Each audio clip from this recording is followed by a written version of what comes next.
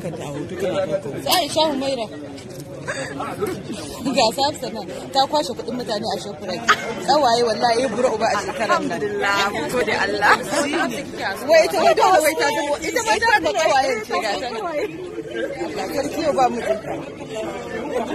Wai ba amana yau. A ban karɓa ba. Yaya?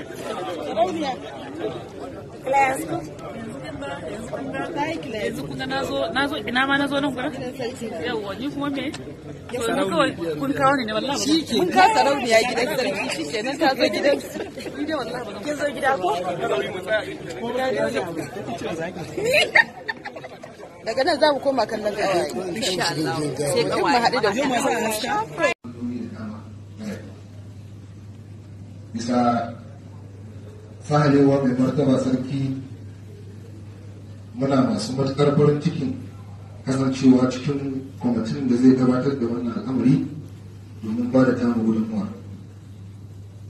Kasancewar wannan masana'anta ce take da magoya baya a faɗin tarayyar Afirka inda duk wannan harshe na Hausa ya karata. Muna da magoya baya masu sauraron kallon da kuma kallon abubuwan da muke gabatarwa sama da mutum miliyan 50. Allah ce mai sarki wannan dalili shi ya sa mun ga ba za a yi wannan al'amari da ya shafi wannan gida muna